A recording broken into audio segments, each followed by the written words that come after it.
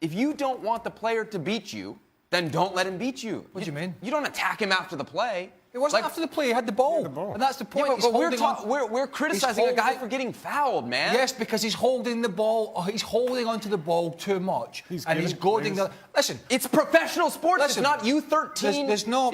youth By soccer. the way, you just said the word there. It's professional. He is unprofessional. It's not professional to hold on to the ball when you know people are going to kick you. It's completely unprofessional. He's playing the game as he sees it. It's not in the rules to foul players. It's not in the rules to foul players. He's not playing the game because he spent the World Cup rolling about on the ground, and he's now, for the second year in the trot, not going to be available for Paris Saint-Germain and the biggest competition in Europe, the elite competition. The reason why they signed him, he's not going to be available. Now, it's not all his fault, but a huge part of it's his fault because he has taken what we would say in the UK, he's taken the mickey out of almost everybody in France because he thinks it's an inferior league, he thinks he's too big for the league, he thinks he's too big for the team, and he certainly thinks he's too big for all the other players playing down the league, earning a pittance, right? And he's got his comeuppance. Messi, Ronaldo, and Brian mentioned it, Messi, and Eden Hazard. Eden Hazard gets kicked probably more than any player, certainly in the Premier League. But he's starting to get cute about it when he shove the ball off and ride challenges. I can't believe you're not bowing down to Neymar. How dare you? That's me upsetting How PSG dare again. you? Don't you go near him. Don't kick him. Don't tackle him. Just leave him alone. And score. Jules, this thing has gone from bad to worse for Chelsea in just a matter of days, seemingly. Yeah, you're right. He stayed 15 minutes with the team and left out his staff, including Gianfranco Zola, his main assistant, outside of the dressing room, clearly to have just time between him and his players. And when you know what he said after the Arsenal defeat or even the Spurs defeat, you can just imagine after tonight what he had to tell his players. And then when he did his press conference in front of the journalists and he said that mentally they were struggling once again, that they don't even know the basics of his style of football, that they thought they learned it, but actually they haven't learned anything. And it's the end of January, and you think, well, what have you doing all that time if your players don't know anything about your style of play? Also saying that Gonzalo Higuain is not in shape, probably because he hasn't played much this season. So all those negative comments once again. And again, no reaction. There's no consistency in that Chelsea team whatsoever, especially since the last 3 months, really, where they can play well against Spurs in the second leg of the League Cup, but then be terrible at Arsenal, be terrible in the second half tonight at Bournemouth because they played quite well in the first half. And yeah, as soon as they concede that first goal, then they completely collapse. And you do wonder what's going to happen for the rest of the season for Sarri and his players and what kind of relationship he's building with them. A lot to unpack from this, but I want to start with the move to remove the rest of the staff from the dressing room. Is that normal? Have you ever seen that before? You know, this guy's making... I mean, you talk about big mistakes. Why is that a big mistake? Well, you know what? When you're winning games, you don't need your staff. Everything just ticks over. Everything just goes.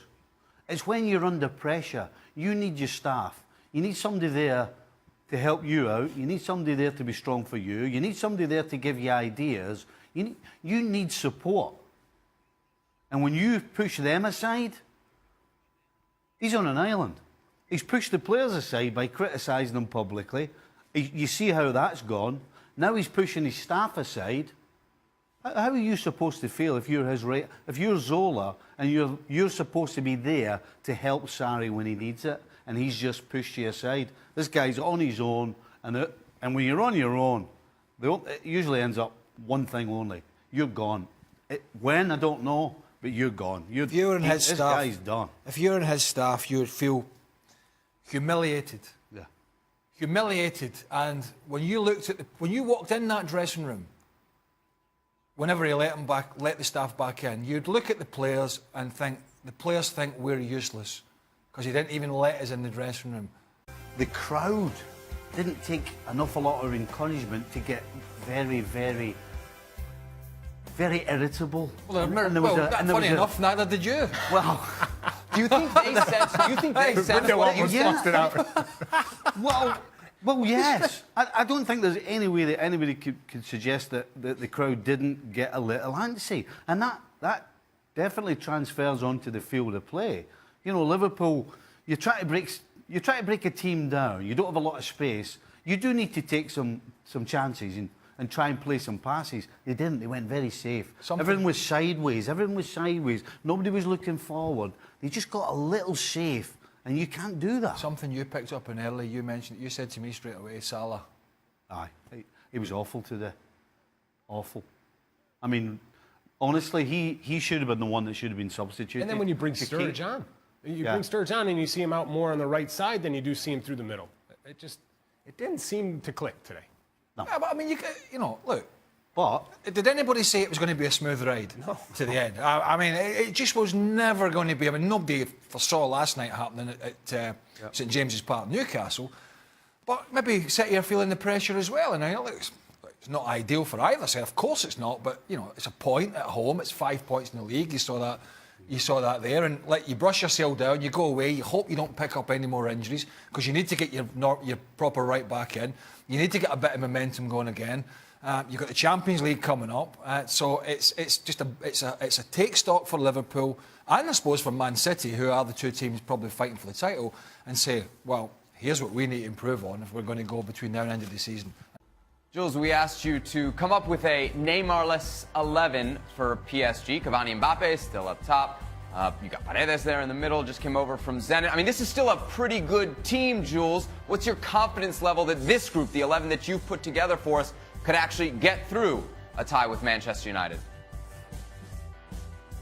I think they're still capable of, over the two legs, knocking out United in the Champions League. There's no doubt about that. The 4-4-2 formation with Cavani and Mbappe up front seems to be what Thomas Tuchel prefers when Neymar is not there. This is the formation is used the most in the games Neymar hasn't played so far this season. That's how they played at the weekend against Rennes in the league when they won 4-1. It seems that Cavani and Mbappe up front are actually linking up quite well together, that their understanding is getting better, at least better than when Neymar plays with them two. And I think Tuchel likes that 4-4-2, which can also switch to a 3-4-3 formation with Di Maria pushing up a bit more and Dani Alves going into wing-back position. So it would be very interesting. I think that's probably what Tuchel could do against United in the two legs, especially in the first leg away at Old Trafford. But he has other options. Not many, that's the thing, but he still has other options to play if he wants to. However, losing Neymar at this time of the season is a huge blow for him and for the team. Deadline day for the January transfer window is fast approaching, and Stevie Nicol just can't wait to get into some of these potential transfers that we're keeping our eye on. Stevie, I just want your quick thoughts on them. Let's start off with Marouane Fellaini, one of the biggest signings for Manchester United in the post-Sir Alex Ferguson era. Now he's linked with a move to the Chinese Super League. Stevie, just looking back at his career at Man United, how would you rate it? Well, let's be honest. 6 months after he went there, ever since then, every single transfer window, his name comes up that he's leaving. Because he's not quite the Man United player. No, he's not your what you would think. Certainly not what Ferguson built. If you don't mind being known as a super sub, if you don't mind being known as a guy who will come off the bench and change the game by your physical presence, then yes, it's been a success at Manchester United. But if you want to look at him and United, what did he do for United? He didn't make them a better footballing team. Basically, he was a super sub, wasn't he? Yep, and the fans didn't really seem to embrace him as much as he would have liked them. No. Let's move on now to your Merseyside rivals. Everton, word is they could be getting ready to let go Idrissa Gueye to Paris Saint-Germain, but Marco Silva apparently has threatened to quit if this deal goes through.